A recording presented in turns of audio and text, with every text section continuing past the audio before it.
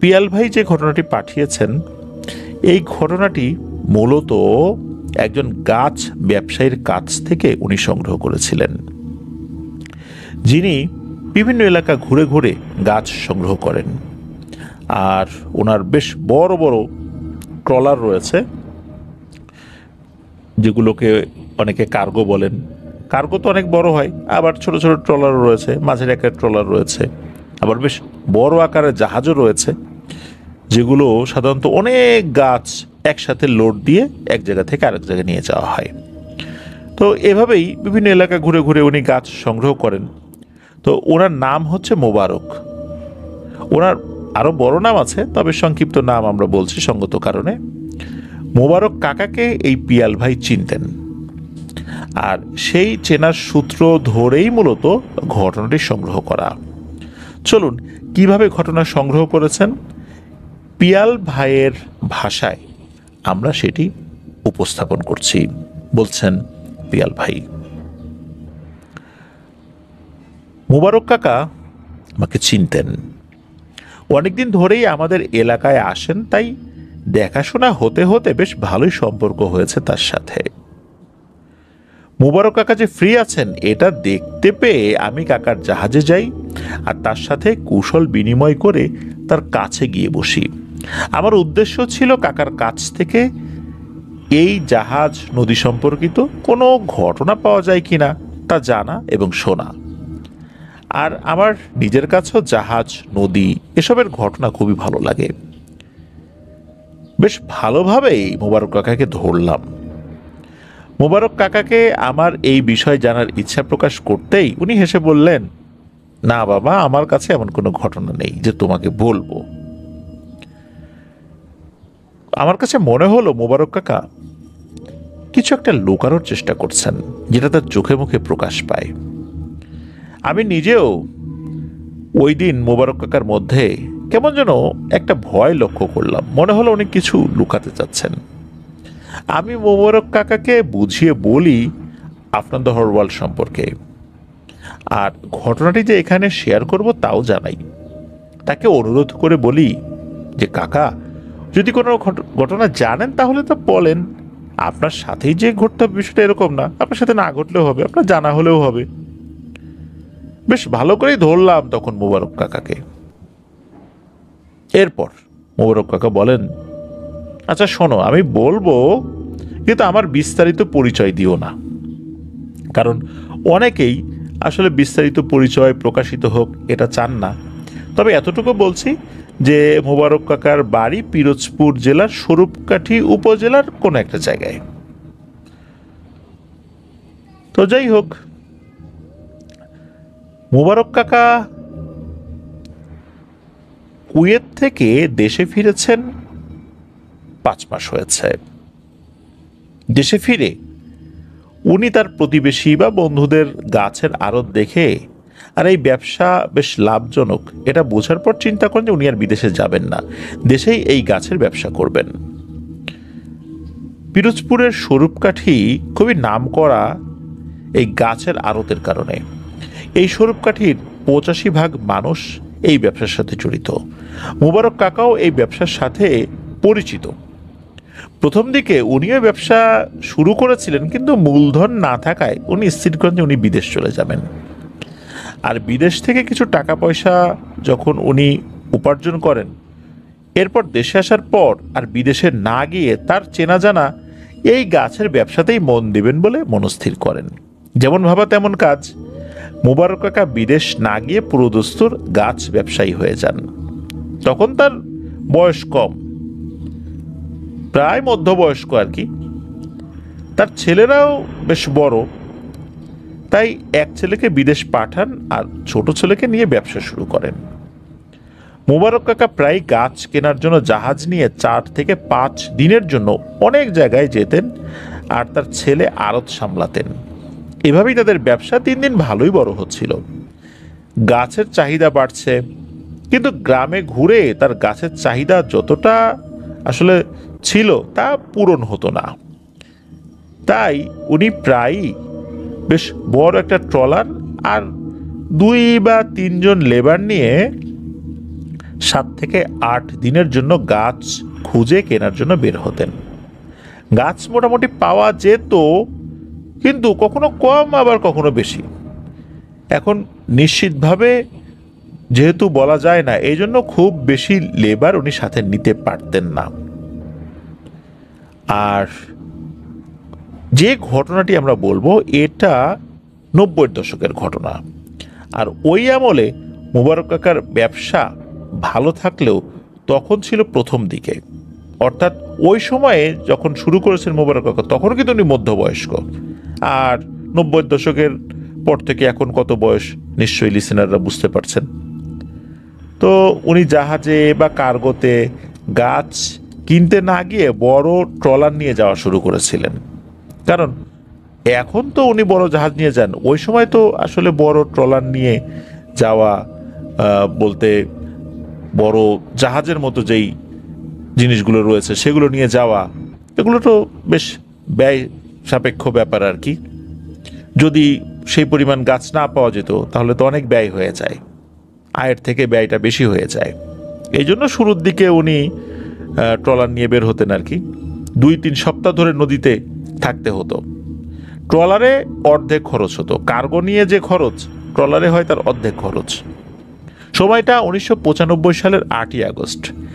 MV2P08 নামের একটি engine চালিত ট্রলার নিয়ে সকাল সকাল মোবারক কাকা আর তার 2 জন লেবার, যাদের নাম এনায়েত আকন আর মৌজালি মিয়া, এনারা রওনা দেন। এই 2 জন মোবারক কাকার গাছের আড়তে নিজস্ব লেবার, আর এরা 2 জন মোবারক কাকার ছায়ার সঙ্গে এবং খুবই বিশ্বস্ত মানুষ। ওনারা যেদিন রওনা দিলেন ওই দিন বেশ সকাল থেকেই টিপ টিপ বৃষ্টি ছেড়ে ছেড়ে হচ্ছে। মোবারক কাকা সহ তার সাথে যে 3 জন আছে তার মধ্যে 2 জনের নাম তো বললাম, কিন্তু ট্রলার চালকের নামটা কাকা মনে করতে পারেন নাই। যাই হোক, মোবারক কাকা ও তার 2 জন লেবার এনায়েত এবং মৌজালি এরা ট্রলারের ছইয়ের মধ্যে বসে আছেন। বড় ট্রলারগুলোর ছই কিন্তু লোহার হয়ে থাকে, কারণ এই ছইয়ের উপর আবার ট্রলারের চালকের স্থান, যেখানে বসে চালক লম্বা একটা বাঁশের মতো কিছু একটা দিয়ে ট্রলারটিকে কন্ট্রোল করেন। ট্রলারটির মধ্যে ছিল একটা ওয়াশরুম, প্রত্যেকটা ছই জায়গা জুড়ে ছিল একটা চৌকি বা খাট, আর বাকি অংশে ছিল চেয়ার টেবিল আর অন্যান্য কাজ করার জন্য কিছুটা স্পেস, আর চুলা বাইরেই ছিল।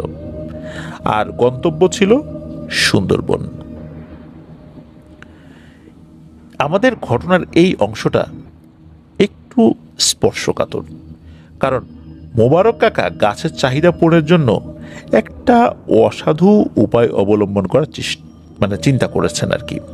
তিনি তার চাহিদা মেটানোর জন্য সুন্দরবনের আশেপাশের এলাকার মানুষের সহায়তায় বনের গাছ কেটে আনার কথা ভাবছিলেন। যদিও শেষ পর্যন্ত তার এই ইচ্ছা পূরণ হয়নি। ওনার বাড়ি পিরোজপুর জেলায়, আর সুন্দরবন তো বাগেরহাট জেলার কাছাকাছি, তাই তার এই বিষয় নিয়ে খুব বেশি বেগ পেতে হয়নি। উনি নিজেও সুন্দরবনের এই এলাকা চিনতেন। যাই হোক, মোবারক কাকার সাথে গাছ কাটার যন্ত্রপাতিও ছিল, এগুলো নিয়েই বের হতেন। গাছ কিনবেন, কাটবেন, তারপর এগুলো আবার ট্রলারে ভর্তি করবেন, নিয়ে আসবেন আড়ত পর্যন্ত, এটাই তো কাজ। যন্ত্রপাতির সাথে থাকবে, এটাই তো স্বাভাবিক। তো উনি সুন্দরবনের আশেপাশের একটা এলাকায় আস্তানাও ঠিক করে ফেলেছিলেন। স্থানটি হচ্ছে খুলনা জেলার নাম করা একটা হোটেল। হোটেলটির নাম আমরা বলছি না, তবে হোটেলটি যেই এলাকায় অবস্থিত ওই এলাকার নামটা ওই হোটেলের নামই হয়েছে। এই হোটেলের মালিক তার হোটেলে আসা বিদেশি পর্যটক বা দেশের নামি দামি মানুষ যখন তার হোটেলে আসলে অতিথি হয়ে আসবে তাদের জন্য একটা প্যাকেজ করেন আর কি। যাদের ইচ্ছা আছে সুন্দরবন দেখার বা শহরের কোলাহলের বাইরে কিছুদিন থাকার বা পিকনিক করার, তাদের জন্য সুন্দরবনের অপর পাশে, মানে জাস্ট একটা ছোট খালের এক পাশে সুন্দরবন আর অন্য পাশে কয়রা উপজেলার একটা প্রত্যন্ত অঞ্চল, সেখানে যেখান থেকে সুন্দরবনের দূরত্ব মাত্র ছোট্ট একটা খাল আর কি। তো এরকম জায়গায় উনি বেশ কিছু আয়োজন করেন। তো খালটির এক পাশে বন আর ঠিক তার অন্য পাশে 3 তলা বিশিষ্ট একটা বিশাল রিসোর্ট তৈরি করেছিল ওই হোটেলের মালিক। এটা বানানোর পরে প্রায়ই এখানে লোকজনের ছোট ছোট দল বেড়াতে আসতো, কিন্তু অজানা কোনো কারণে তারা একদিনও সেখানে থাকতে পারতো না। আর 1 বছর পরই হোটেল পক্ষ এই রিসোর্ট বন্ধ করে দেয়। ওই জায়গাটি পরিত্যক্ত অবস্থায় পড়েছিল, তাই মোবারক কাকা যে কোনো উপায়ে ওই রিসোর্টে থাকার ব্যবস্থা করেন। আর এখানে থেকেই উনি তার কাজ পরিচালনা করতে চান। সেখানে তার জন্য অনেক সুবিধা ছিল, পাশেই বন আর নদীও আছে। তাই তার যে উদ্দেশ্য ছিল তাতে এর চেয়ে ভালো জায়গা আর হতেই পারে না। আর এটা এমন প্রত্যন্ত এলাকা যে কারো খবর রাখানো আসলে অবকাশ নাই। কে কার খবর রাখবে, এই জন্য কারো খবর রাখার অবকাশ নাই। যাই হোক, মোবারক কাকা ওই জায়গায় পৌঁছেও যান, একদম উপরের তলায় থাকার বন্দোবস্ত করেন। মোবারক কাকা সহ তার দলের প্রায় সকলেই ধূমপান করতেন। আর সন্ধ্যা হতেই আশেপাশের এলাকা একদম নিস্তব্ধ হয়ে যেত। ওই রিসোর্টে তখন ইলেকট্রিসিটি ছিল না, তাই তারা হারিকেন ব্যবহার করতেন। প্রথম রাত্রে মোবারক কাকা সহ তার 2 জন যেই সঙ্গী আর যে মাঝি ওনারা ছিলেন, তারা 3 তলার বারান্দায় বসে গল্প করছেন আর প্ল্যান করছেন। এমন সময় মোবারক কাকা দেখতে পান ঠিক নদীর অপর পাশে বনের দিকের নদীর ভেতরে হঠাৎ একটা আগুনের গোল কুণ্ডুলি এসে পড়েছে, আর ওই জিনিসটা জ্বলজ্বল করছে আর মাছ ধরছে। মোবারক কাকা আর ওনার সঙ্গী এনায়েত আর মোজালিকে বিষয়টা দেখান। তাদের সাথে মাঝিও ছিল। তারা সবাই গ্রামের মানুষ, তারা কিন্তু এই বিষয়টা জানতেন। তারা সবাই বলেন যে আরে ও কিছু না, এরা হচ্ছে ফড়িং, এরা হচ্ছে ফড়িং পোড়া, এদের কাজ হচ্ছে মাছ খাওয়া। নামটা হচ্ছে ফড়িং পোড়া বলেন এই 2 জন। এরা নাকি খালে বিলে বসে মাছ ধরে, আর ফসলের জমিতে পানি ওঠার পর যখন সেখানে মাছ চলে আসে তখন রাত্রে ফসলের জমিতেও নাকি এদের দেখা যায়। তারা মানুষকে পথ ভুলিয়ে দেয়, আর মাঝে মাঝে নাকি মানুষকে ফজরের আজান না দেওয়া পর্যন্ত ঘোরাতে থাকে। বিভিন্ন এলাকায় এদের নাম কানাভুলো, কানাহুলো, কানাহুলা এরকম বলে, আর এই এলাকায় ফড়িং পোড়া বলে। তাই এসবই বলা বলি করছেন তারা 4 জন। আর তারা এই বিষয়টা নিয়ে তেমন কিছু ভাবেনও নাই। ওই দিন বেশ রাত করেই তারা ঘুমিয়েছিলেন। কিন্তু মোবারক কাকা ওই গেস্ট হাউসে বেশ অস্বস্তিতে ছিলেন। তার কেমন যেন অদ্ভুত একটা অনুভূতি ফিল হচ্ছিল। উনি এটা মনের ভুলই মনে করেন। যাই হোক, মাঝরাত্রে মোবারক কাকা ওনার যে আর একজন সঙ্গী নিয়ে এসেছিলেন যার নাম এনায়েত, এই এনায়েতের ঘুম ভেঙে যায়। কারণ উনি অনুভব করেন কেউ যেন তার পায়ে সুড়সুড়ি দিচ্ছে। এনায়েত ভেবেছেন হয়তোবা সাপটাপ হবে, তাই ওনার মাথার পাশে রাখা হারিকেনটা, যেটার আলোটা কমানো ছিল, ওই হারিকেনের আলোটা উনি বাড়িয়ে দেন। তবে হারিকেনের আলোয় উনি কিছুই দেখতে পান না। খোঁজাখুঁজি করে যখন কিছুই পেলেন না, উনি আবারও ঘুমিয়ে পড়েছেন। এরপর কিছু হয়নি। সকাল হয়ে যায়, ওনারা দ্রুত ঘুম থেকে উঠে যান। তারপর খাওয়া দাওয়ার ব্যবস্থা ওনারা করেন। মোবারক কাকার আরও 2 জন সহযোগীরও আসার কথা ওখানে, যাদের বাড়ি ওই সুন্দরবনের আশেপাশের এলাকায়। কাকা অবশ্য তাদের নাম বলেন নাই। তাদের আসতে দেরি হচ্ছে দেখে মোবারক কাকা, এনায়েত আর মৌজালি এই 3 জন মিলে চিন্তা করেন যে তারা বনের আশেপাশে একটু ঘোরাঘুরি করবেন, আর কিভাবে কি করা যায় সেই ছক হাতে কলমে বুঝবেন। তাই ওনারা বের হবেন। জঙ্গলে ঢুকবেন না, কারণ বন্যপ্রাণীর ভয় আছে।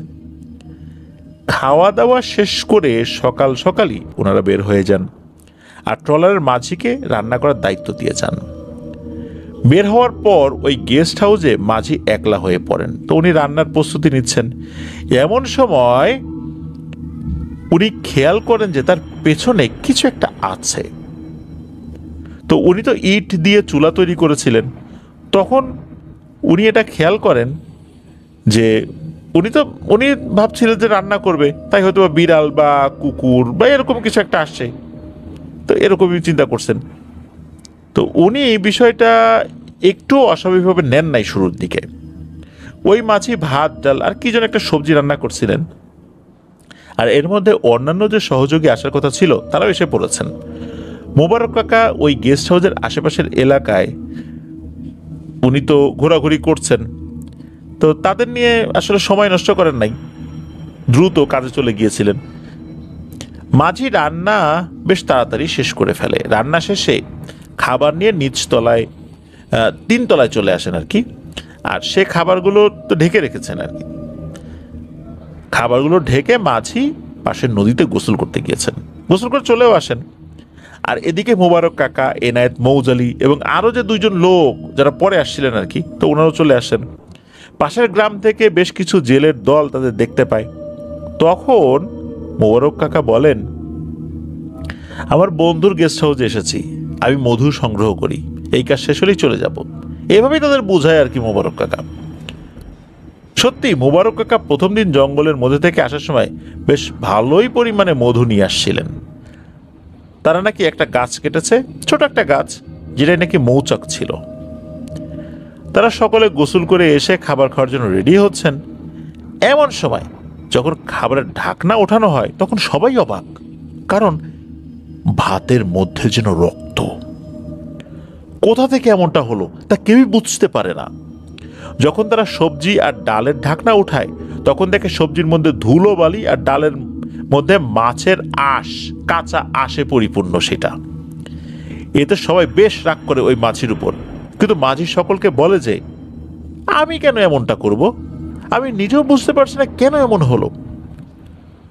সবকিছু বলার পর সবাই যখন বুঝতে পারে এটি কোনো দুষ্টু প্রাণীর কাজও হতে পারে, তখন তাদের মধ্যে যিনি নতুন এসেছেন উনি বলেন যে দেখুন, এই বিল্ডিংটা অনেকদিন ধরে বন্ধ, এই জায়গাটা ভালো না, অন্য কোনো সমস্যা হতে পারে। এটা বলতেই মোবারক কাকা তাকে থামিয়ে দেন। উনি বলেন, ধুর, এগুলা বাজে কথা, আমরা এখানে এতজন আছি দিনের বেলায়, আরে বেটা দিনের বেলা কি এগুলো কিছু হয় নাকি? মোবারক কাকা এগুলো বললেও আসলে মোবারক কাকা নিজেও এই বিষয়টা কিন্তু নিয়ে চিন্তা করছেন, মনে মনে করছেন, কিন্তু প্রকাশ করছেন না ওই সময়ে, কারণ তার ব্যবসা ঠিক রাখার জন্য তো গাছের প্রয়োজন। আর এখানে আসতে আরও বেশ কিছুদিন তো লেগেছে, আরও বেশ কিছুদিন থাকতে হবে। তো এর মধ্যে তো টাকা পয়সা খরচ হয়েছে ভালোই, আসতে টাকা খরচ হয়েছে, এখানে থাকতে হবে, তার খরচ আছে, আবার যেতে হবে, এর একটা খরচ আছে। এখন যদি লেবাররা ভয় পেয়ে চলে যেতে চায় তখন মোবারক কাকার তো অনেক ক্ষতি হয়ে যাবে, কাজের কাজ কিছুই হবে না, এই আসা যাওয়া খাওয়া পুরো টাকাটাই জলে। তাই উনি একটু ভয় পেলেও কাউকে কিন্তু বুঝতে দেন নাই। মোবারক কাকার এমন কথায় তার সঙ্গী সাথীরা এটা নিয়ে আর কথা বাড়ালেন না। ওই দিন বিকেলে কিন্তু খুব বৃষ্টি হচ্ছে, সাথে আবার বাজ পড়ার আওয়াজ। তাই উনি আর ওনার সঙ্গী সাথী যারা আছেন তারা কেউ আর জঙ্গলে যাওয়ার কথা ভাবলেন না। ওই দিন রাত্রে মোবারক কাকা আর তার দলের সবাই গেস্ট হাউসের তিনতলায় বসে তাস খেলছিলেন। এমন সময় তাদের একজন ওয়াশরুমে যাওয়ার জন্য নিচতলায় আসেন। তাদের থাকার জন্য ওই গেস্ট হাউসের একটি রুম খোলা ছিল, আর বাকি সবগুলো রুম তালা মারা ছিল। তাই তাদের থাকার জন্য ওই রুমটা বাদে অন্য যে অংশগুলো এগুলো ব্যবহার করা যেত না। তবে রুমের সামনে যে বারান্দাগুলো ছিল, কমন বারান্দা তো করিডোরের মতো, এগুলো ব্যবহার করা যেত। এই জন্য তাদের ওয়াশরুমে যাওয়ার দরকার হলে একটা সমস্যা হতো, সেটা হচ্ছে ট্রলারের যে ওয়াশরুম সেটা ব্যবহার করতে হতো, কারণ ওই সাইডের ওয়াশরুমগুলো দীর্ঘদিন ব্যবহার না করার কারণে সেগুলো ব্যবহারের অযোগ্য ছিল। আর ট্রলারটা একদম গেস্ট হাউসের সাথেই নদীতে বাঁধা থাকতো, এই জন্যই ওই তিনতলা থেকে নিচতলায় নামতে হতো। ওই ব্যক্তি যখন একা একা চলে যান, তারপর 10 মিনিট, 20 মিনিট, আধা ঘন্টা হয়ে যায়, ফেরত আসে না। এটা দেখার পর উপর থেকে সবাই হাঁক ডাক দিতে থাকে, এই কি হইলো, কি হইলো, আসো আসো, উপরে আসো, এত সময় কি করো? কিন্তু তার কোনো সাড়া না পেয়ে তারা সকলেই নিচে ট্রলারের উপর যায়। দেখে যে এই লোকটা ওয়াশরুম পর্যন্ত যায় নাই। বা কাজ শেষে ফিরে আসার সময় ট্রলারের ডেকের উপর অজ্ঞান হয়ে সে পড়ে আছে। হতে পারে সে ওয়াশরুম পর্যন্ত যেতেই পারে নাই, অথবা ওয়াশরুম থেকে ফ্রেশ হয়ে বের হওয়ার সময় এই ঘটনা ঘটছে। এটা দেখে তারা দ্রুত তাকে গেস্ট হাউসের 3 তলায় নিয়ে আসেন এবং তার জ্ঞান ফেরানোর জন্য তারা চেষ্টা করতে থাকেন। বেশ কিছুক্ষণ পর তার জ্ঞান ফিরে আসে ঠিকই, কিন্তু সবাই লক্ষ্য করেন যে ওই ব্যক্তি খুবই ভয় পেয়েছে। কি হয়েছে তা জানতে চাইলে ব্যক্তিটা জানান যে উনি ওয়াশরুম থেকে বের হয়ে ফেরত আসবেন এমন সময় উনি দেখতে পান যে মোবারক কাকা, এনায়েত, মৌজালি আর আকবর নামের একজন ব্যক্তি বসে আছেন ট্রলারের ছাদের উপর। তারাও তাস খেলছেন। তারা ওই ব্যক্তিকে ডেকে বলে যে আসো আসো, আমরা এখানে বসে তাস খেলবো। প্রথমে ওই ব্যক্তি ওদের কাছে যায় না, মানে যে ডাক দিয়েছে ওই ডাকে সাড়া দেয় না। সেই ব্যক্তিটা ডেকের উপর দাঁড়িয়ে বলে, আপনারা এখানে অন্ধকারে বসে আছেন কেন? আরে চাঁদের আলোতে কিভাবে বসে তাস খেলবেন? আপনারা নিচে আসলে তো আমরা একসাথেই তো তাস খেলতে পারতাম। আর আমি যে আসছি, আপনারা নিচে আসলে আমার সাথে আসলেন না কেন?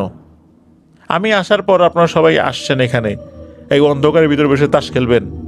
ওদিকে বিদ্যুৎ পড়ার শব্দ হচ্ছে, বিজলি চমকাচ্ছে, এখানে আপনারা কি করেন?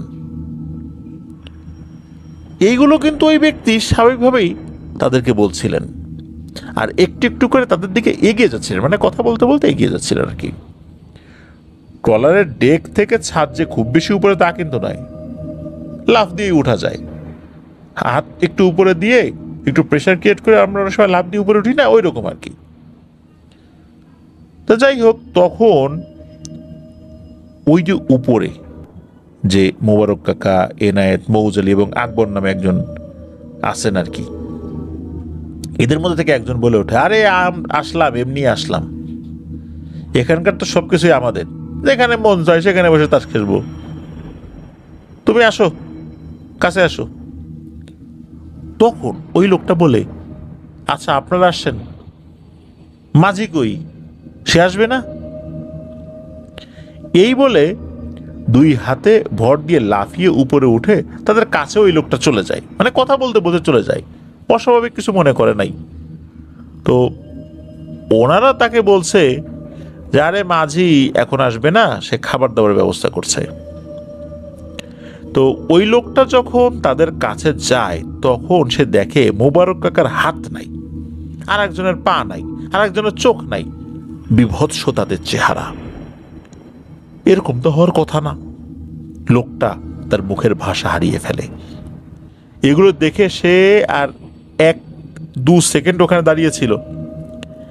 এরপর দেখে যে নদীর ভেতর থেকে, পানির ভিতর থেকে আর কি, ভুস করে কি যেন ভেসে উঠছে, আর সেটা পানির উপর দিয়ে হেঁটে হেঁটে ট্রলারে লাফিয়ে উঠেছে। আর সেটা হচ্ছে ওই মাছি। আর এর মুখে মাছের আধা খাওয়া অংশ, আর সাথে কিছু মাছ আছে, 2 হাতে কয়েকটা মাছ আছে। তো সে তাদের দলের অন্যদের ওই মাছ দিয়ে বলে, খাও খাও, এগুলো খাও, আর ওই বেটাকে এখনই মেরে ফেলো। ওরা আমাদের জায়গা দখল করে বসেছে, আর আমরা এখানে বসে আছি। আহা, কি মজা না, ধর ওটারে ধর। তখন নাকি তাদের মধ্যে একজন বলে, আরে চুপ কর, দেখ ওরে কি করি। তখন তাদের মধ্যে থেকে মোবারক কাকারূপী সেই অবয়বটা তাকে একটা কাঁচা মাছ খেতে দেয় আর বলে, শোন, এটা নে, খা, আর তোরা এখান থেকে চলে যা, না হলে একদম জানে মেরে ফেলবো। এই বলে ওই অবয়বটা তাকে জোর একটা ধাক্কা দিয়ে ছাদ থেকে ট্রলার ডেকে ফেলে দেয়। ডেকে পড়েই ওই ব্যক্তিটা অজ্ঞান হয়ে যায়। তারপর তো মোবারক কাকারা এসে তাকে নিয়ে যায়, তার জ্ঞান ফেরায়। পুরো ঘটনাটা ওই লোকটা এইভাবেই বলে আর কি। এ সমস্ত কথা শোনার পর মোবারক কাকার কিন্তু একটু ভয় হলো। উনি ওই দিন রাত্রে তার দল বলের সাথে আলোচনায় বসলো। মোবারক কাকা বললেন যে দেখো, প্রথম দিনের ঘটনাটাই আমি বুঝতে পেরেছি এখানে কিছু একটা সমস্যা আছে, কিন্তু দেখো আমি সবে ব্যবসা শুরু করেছি, আমার গাছের প্রয়োজন, না হলে তো আমার অনেক কাস্টমার নষ্ট হয়ে যাবে, অর্ডার আছে, অনেককে কথা দিয়ে রেখেছি, আর এই যে আসছি, ট্রলারের তেল পুড়েছে, খরচ হয়েছে, খাওয়া দাওয়া করছি, আবার যেতে তেল পুড়বে, আমার তো অনেকগুলো টাকা খরচ হয়ে গেছে, এখন কি করি বলো? আমি তো সব কিছুই বুঝতেছি, কিন্তু আমার তো হাত পা বাঁধা। তোমরা যদি এখন ভয় পেয়ে আমার কাজ না উঠিয়ে দিয়ে চলে যাও, তাহলে তো আমি ভাই খুবই বিপদে পড়ে যাব।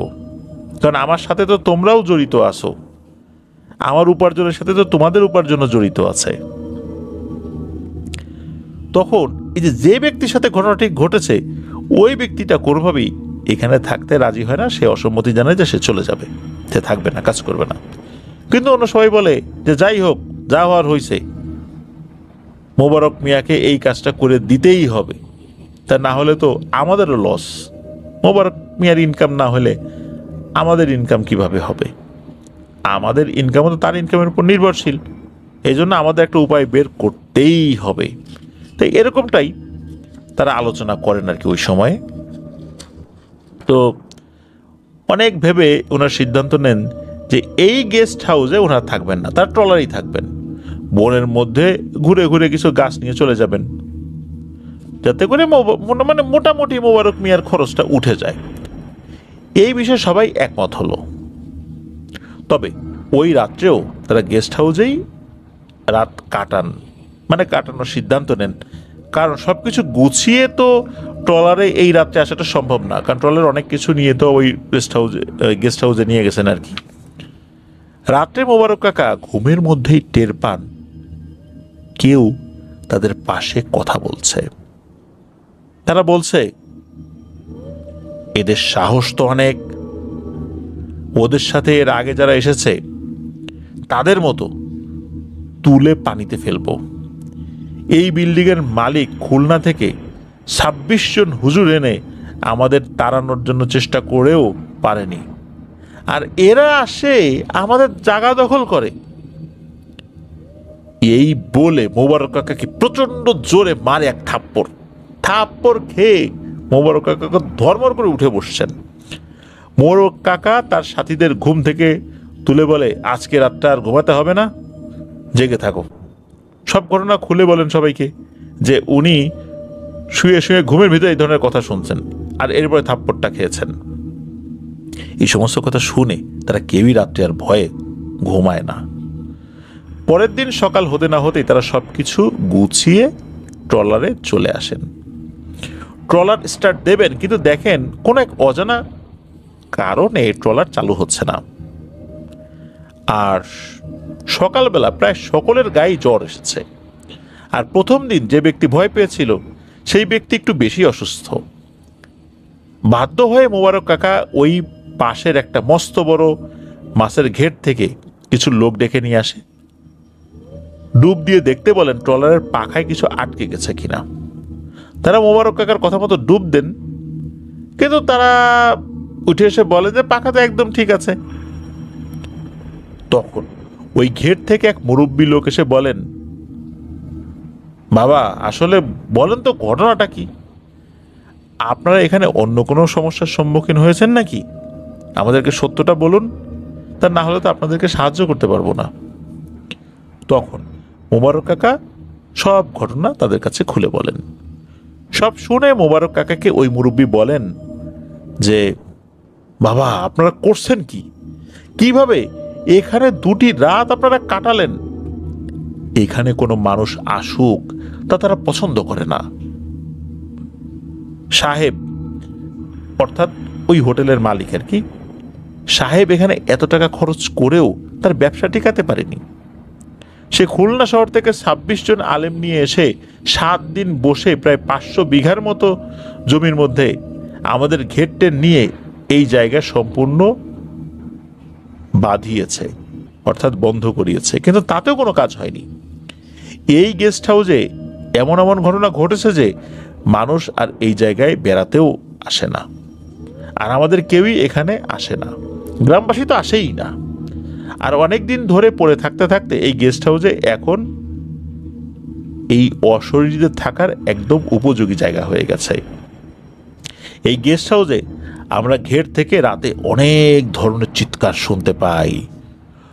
অনেকেই এখানে অনেক কিছু দেখে, কিন্তু কেউ আসে না। তখন ওই মুরব্বী তাদের এক হুজুরকে নিয়ে আসতে বলেন, ট্রলারটিকে ঝাড়ফুঁক করে নিতে বলেন আর কি। মোবারক কাকা তার কথা মতো ওই আলেমকে দিয়ে ওই ট্রলারটিকে সহ তাদেরকে ঝাড়ফুঁক দেওয়ানোর ব্যবস্থা করতেই ওই ট্রলারটি চালু হয়ে যায়। মোবারক কাকারা ট্রলার চালু হতেই ওখানকার মানুষদের কাছ থেকে বিদায় নিয়ে ওই স্থান ত্যাগ করেন। তারা একটা নতুন পরিকল্পনা করেন যে আমরা এখান থেকে আর অল্প কিছু গাছ কাটবো, কিন্তু আমরা ট্রলার নিয়ে বেশি দূরে গিয়ে নোঙর ফেলবো। ট্রলার চালক আর ওই অসুস্থ ব্যক্তি ট্রলার থেকে আসলে রান্না করবে, আর মোবারক কাকা, এনায়েত, মৌজালি আর ওই যে আকবর নামে একটা লোক এই গেস্ট হাউসের আশেপাশের এলাকার কিছু গাছের মধ্যে সবচেয়ে বড় একটা সেগুন গাছ, যা তারা আগে দেখে রেখেছে, তা কাটার জন্য আসবে। আর সন্ধ্যা নামলে ওই ট্রলারটা তাদের আবার নিতে আসবে। এমন পরিকল্পনা করে তারা চলতে শুরু করে। যখন তাদের দেখা ওই সেগুন গাছের কাছে তারা আসেন, তখন মোবারক কাকা, এনায়েত, মৌজালি আর আকবর যন্ত্রপাতি নিয়ে ওখানে নেমে যায়, আর ট্রলারওয়ালা ওই ব্যক্তিকে নিয়ে অন্যত্র চলে যায়। মোবারক কাকারা ওই সেগুন গাছের কাছে গিয়ে গাছ কাটার প্রস্তুতি নিচ্ছেন। এমন সময় তাদের সকলেই কোন এক অজানা কারণে খুব দুর্বল হয়ে পড়ে। তারা সবাই অজ্ঞান হয়ে যায়। এরপর তাদের কিছু মনে নাই। ওদিকে ট্রলার চালক আর ওই অসুস্থ ব্যক্তি সন্ধ্যার পরপরই ওখানে আসে, কিন্তু কোথায় কোনো জনমানবের কোনো শব্দই তো পাওয়া যাচ্ছে না এখানে। তারা বেশ কিছুক্ষণ অপেক্ষা করে, খুঁজতে খুঁজতে এক পর্যায়ে তাদের চোখ পড়ে মোবারক কাকা সহ বাকি তিনজনের দিকে। তাদের সাথে গাছ কাটার যে যন্ত্রপাতি ছিল সেটা কিন্তু দেখা যাচ্ছে না, অর্থাৎ তাদের সাথে গাছ কাটার কোনো যন্ত্রপাতি নাই। আর তাদের দেখতেও কেমন যেন অদ্ভুত লাগছিল। কিন্তু যাই হোক, তারা ট্রলারে ওঠে আর ওই গেস্ট হাউসের দিকে যেতে বলে। ট্রলার চালক আর ওই ব্যক্তি তাদের বলে, তোমাদের যন্ত্রপাতি কোথায়, আর এই রাত্রে ওখানে ওই জায়গায় কেন যাব? তাদের নানা রকম বুঝিয়ে শুনিয়ে ওই গেস্ট হাউসের দিকেই যেতে বলে ওই তিনজন। যাই হোক, এক প্রকার নিরুপায় হয়েই তারা ওই গেস্ট হাউসে আবারও যায়। সেখানে পৌঁছে চালককে আর ওই অসুস্থ ব্যক্তিকে তারা সেই গেস্ট হাউসে নিয়ে যায়। রাত তখন প্রায় 9টা। তারা ওখানে পৌঁছে অবাক হয়ে যায়। সেই গেস্ট হাউসের দিকে তাকাতেই তারা দেখে গেস্ট হাউসটা যেন সেজে উঠেছে। চারদিকে প্রায় 10 ফুটের মতো লম্বা লম্বা মানুষ। তারা প্রায় 500-র উপরে বা এরকম কাছাকাছি সংখ্যার মানুষ দেখেছিল। তাদের প্রত্যেকজনই কিছু না কিছু কাজ করছে। তখন তারা মোবারক কাকাকে বলে, এখান থেকে চলুন, এখানে তো অনেক মানুষ। মোবারক কাকা তাকে বলে, কোনো সমস্যা নাই, তোমরা আসো। ওই অসুস্থ ব্যক্তি কিছুটা আন্দাজ করতে পেরে বলেন যে, না, আমরা ওখানে যেতে চাই না, প্রয়োজনে আপনারা যান, আমরা চলে যাব। তখন মোবারক কাকা অদ্ভুত রকমের একটা হাসি দিয়ে বলে, কোথায় যাবি? তোদের সাথীদের নিয়ে যাবি না? আয় আয়। এভাবে টেনে হিচড়েই নাকি ওই দুইজনকে তারা ওই গেস্ট হাউসের ভেতরে নিয়ে যায়। তারা তখন দেখে ওই সময় নাকি ওই গেস্ট হাউসের সব ঘরগুলো খোলা ছিল। তাদের দোতলায় একটা ঘরে নিয়ে যাওয়া হয়। সেখানে গিয়ে দুইজন আরও অবাক হন, কারণ তারা দেখেন ওখানে আগে থেকেই মোবারক কাকা, এনায়েত, মৌজালি আর আকবরকে এনে রাখা হয়েছে। আকবর অচেতন হয়ে মেঝেতে, আর তিনজন ভয়ে গুটিসুটি হয়ে বসে আছে। তাদের দেখে মনে হচ্ছে তারা সবকিছু শুনতে পাচ্ছে, কিন্তু কিছু বলতে পারছে না। তখন এই দুইজন বুঝতে পারে যে তারা যাদের সাথে এসেছে তারা স্বাভাবিক কোনো মানুষ নয়। এদিকে তাদেরকে একটা ঘরে আটকে রাখা হয়েছিল। কয়েকদিন ধরে তাদের নাকি জ্যান্ত মাছ খেতে দেওয়া হতো। প্রথম দিকে তারা না খেলেও ক্ষুধার জ্বালায় একরকম বাধ্য হয়েই তাদের এই মাছ খেতে হয়েছে। অন্যদিকে মোবারক কাকার বাড়ি ফেরার দিন হয়ে গেছে আরো 4-5 দিন আগে। মানে তার বাড়ি ফেরার সময় যেরকম ছিল, কবে ফিরবেন এরকমটা একটা তারিখ ছিল, 4-5 দিন আরো ওভার হয়ে গেছে। তার সাথে যারা গিয়েছে কারোরই কোনো খবর নাই। একসময় বিষয়টা মোবারক কাকার ছেলের কাছে খটকা লাগে, তাই সে তার বাবা ও সাথীদের খবর পাচ্ছে না দেখে তার মায়ের কাছে বিষয়টা বলে, আর তারা স্থানীয় থানায়ও যায় আর সত্য কথা বলে অভিযোগ করে। তার ছেলে জানতো তাদের গন্তব্য কোথায় এবং কি, তাই পুলিশদের সাথে করেই তারা তার বাবা সহ অন্য সকলকে খুঁজতে চলে আসে। পুলিশ ওই স্থানে এসে ঠিকই সেই ট্রলারটা উদ্ধার করে এবং আর তাদের অনেক খোঁজ করে। প্রায় 2 দিন ধরে খোঁজার পরও তাদের না পেয়ে তারা ভেবে নেয় তারা হয়তো বাঘের হাতে মারা গেছে বা বাঘের পেটে চলে গেছে। আর তারা ওই ঘেরের লোকদের কাছ থেকেও আগের কথা জানতে পারে। মোবারক কাকারা নাকি তাদেরকে যখন খোঁজার জন্য মানুষ এসেছে এটা দেখতে পেতেন, তখন তাদের সাথে কথা বলতে পারতেন না, কোন রকম শব্দও করতে পারতেন না, তারা দেখতেন এটা। আর সবাই ওই গেস্ট হাউসে তালামারা দেখে ভাবেও নাই যে এটার মধ্যে তারা আছে। যাই হোক, আশা ছেড়ে দেয় মোবারক কাকার ছেলেরা, তারা চলে আসবে পরের দিন সকালে আর রাতে। এই বনের মধ্যে দিয়ে নদীপথে যাওয়াটা সহজ না, তাই তারা ওই রাত ওখানেই থাকেন।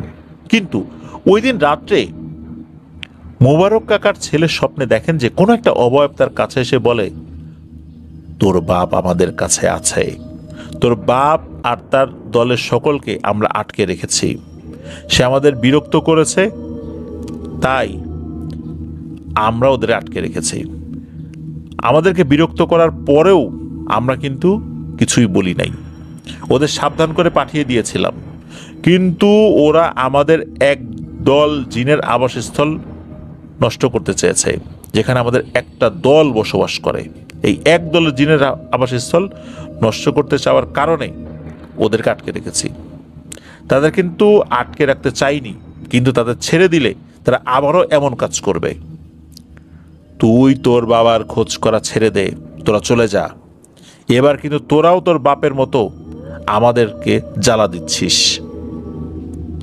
এই স্বপ্ন দেখে তার ছেলের ঘুম ভেঙে যায় এবং সে দেখে তার সারা শরীর ঘামে একদম ভিজে গিয়েছে, যে বুঝতে পারে তাদের বাবাকে পুলিশের সহযোগিতা নিয়ে খুঁজে পাওয়া যাবে না।